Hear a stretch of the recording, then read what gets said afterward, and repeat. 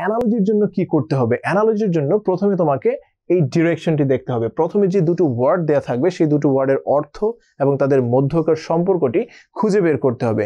যখন তুমি সম্পর্কটি নিরূপণ করতে পারবে, সেই সম্পর্কটি বাকি 4টি অপশন থেকে তুমি খুঁজে বের করার চেষ্টা করবে যে স্ট্রেঞ্জ অ্যান্ড ফ্যামিলিয়ার মধ্যে যে সম্পর্কটি রয়েছে বাকি 4টি অপশনের মধ্যে কি একই ধরনের সম্পর্ক রয়েছে কিনা। তাহলে চলো আলোচনা আরেকটু বিস্তারিতভাবে করা যাক। স্ট্রেঞ্জ মানে হলো অজানা বা অপরিচিত কোনো বিষয়, আর ফ্যামিলিয়ার মানে হলো সুপরিচিত বা পরিচিত কোনো বিষয়। তাহলে দুটো ওয়ার্ড হচ্ছে অ্যান্টোনিম বা বিপরীত অর্থ প্রকাশ করছে। তাহলে আমরা দেখব এই সেম জিনিসটি অন্য কোন অপশনগুলোর মধ্যে রয়েছে। প্রথম অপশনটির দিকে তাকাও, ইজি অ্যান্ড সিম্পল। ইজি মানে হচ্ছে সহজ, সিম্পল মানে হচ্ছে খুবই সাধারণ।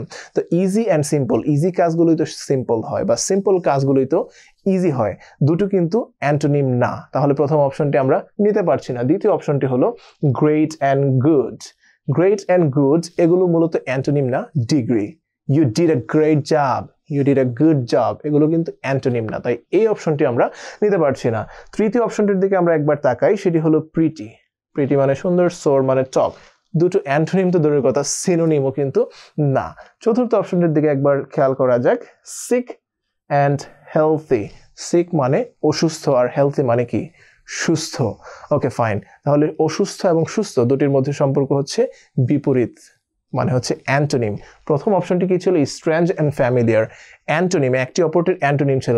তাহলে এই প্রথম যে আমাদের অপশনটি দেওয়া হয়েছে, ক্লুটি দেওয়া হয়েছে, এটির সাথে আমরা লাস্ট যে অপশনটি রয়েছে সেটির সামঞ্জস্য খুঁজে পেয়েছি। তাহলে আমাদের সঠিক অ্যান্সার হচ্ছে ডি। ওকে, তারপরে আমরা এখন দ্বিতীয় অ্যানালজিটি নিয়ে আলোচনা করব। দ্বিতীয় অ্যানালজিটি আমাদের হচ্ছে ব্রেড অ্যান্ড বেকারি। ব্রেড কোথায় তৈরি করা হয়? অবশ্যই বেকারিতে, মানে বেকারিতেই ব্রেড তৈরি করা হয়। Bread is made in bakery. তাহলে আমরা এখন এই জিনিসটি বাকি 4টি অপশন থেকে খুঁজে বের করার চেষ্টা করব। আমরা শেষ অপশনটি দিয়ে শুরু করছি, সুপার মার্কেট অ্যান্ড মানি। মানি বা টাকা কি সুপার মার্কেটে তৈরি করা হয়? না, টাকশালে টাকা তৈরি করা হয়। তাহলে এই অপশনটি বাদ। তৃতীয় অপশনটি হচ্ছে মেডিসিন অ্যান্ড চার্চ।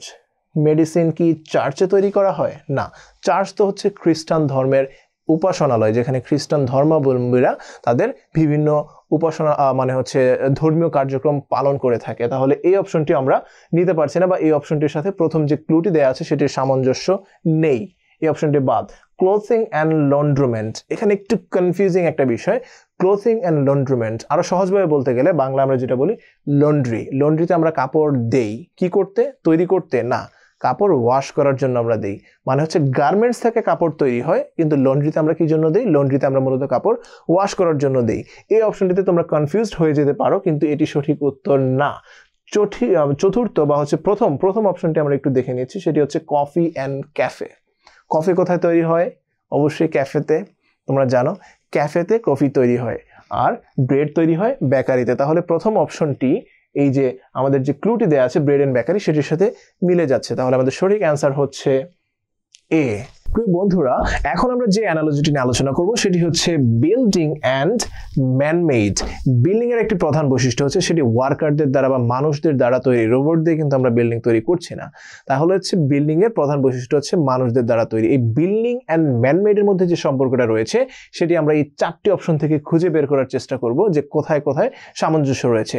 প্রথম অপশনটির দিকে তাকাও, যে ব্রেসলেট অ্যান্ড স্টাইলিশ। ব্রেসলেট স্টাইলিশও হতে পারে, আবার স্টাইলিশ নাও হতে পারে, সেটি কিন্তু প্রধান বৈশিষ্ট্য না। তাই আমরা এই যে বিল্ডিং অ্যান্ড ম্যানমেডের সাথে পরিপূর্ণ সামঞ্জস্য পাচ্ছি না। দ্বিতীয় অপশনটির দিকে তাকাও, jacket. Jacket can be made of leather, jacket can also be made of wool. উলের জ্যাকেটও হতে পারে, লেদারের জ্যাকেটও হতে পারে। তার মানে জ্যাকেট যে সবসময় লেদারের হবে তা কিন্তু না। কিন্তু বিল্ডিং আমরা ম্যানমেড, মানুষ কর্তৃক তৈরি করছি সবসময়। তারপরে দেখো school and strict. School strict হতে পারে, আবার স্ট্রিক্ট নাও হতে পারে। দুটি অপশনই এখানে হতে পারে, বা দুটি অপশনই মনে করে যে তুমি চুজ করে নিতে পারবে। তার মানে এই স্কুল অ্যান্ড স্ট্রিক্টের সাথে বিল্ডিং অ্যান্ড ম্যানমেডের আমরা অতটা সামঞ্জস্য পাচ্ছি না, তাই এই 3টি অপশনই আমরা নিতে পারছি না। লাস্ট যে অপশনটা আমাদের হাতে রয়েছে biography and non fiction. Biography কিন্তু সবসময় নন ফিকশন হবে, এখানে অল্টারনেটিভ কোনো অপশন আমরা নিতে পারবো না। তার মানে হচ্ছে বায়োগ্রাফি অলওয়েজ নন ফিকশন হয়। তাহলে এই বায়োগ্রাফি আর নন ফিকশনের মধ্যকার যে সম্পর্কটা রয়েছে, যে সামঞ্জস্যটা রয়েছে, সেই একই জিনিসটা আমরা খুঁজে পাই বিল্ডিং অ্যান্ড ম্যানমেডের মধ্যে। তাহলে আমাদের সঠিক অ্যান্সার কোনটি বন্ধুরা? অবশ্যই তোমরা বলবে, আমার সাথে একমত হবে যে ডি। এই জিনিসটার সাথে এই জিনিসের সামঞ্জস্য থাকার কারণে আমাদের সঠিক অ্যান্সার হচ্ছে ডি। তো এই ছিল বন্ধুরা আমাদের অ্যানালজি নিয়ে আলোচনা। অ্যানালজিতে ভালো করার জন্য তোমাদেরকে ওয়ার্ডগুলোর মিনিং জানতে হবে এবং ওয়ার্ডগুলোর পারস্পরিক কি সম্পর্ক রয়েছে সেটি নিরূপণ করতে হবে। তাহলেই তোমরা অ্যানালজিতে ভালো মার্কস উঠাতে পারবে। ধন্যবাদ।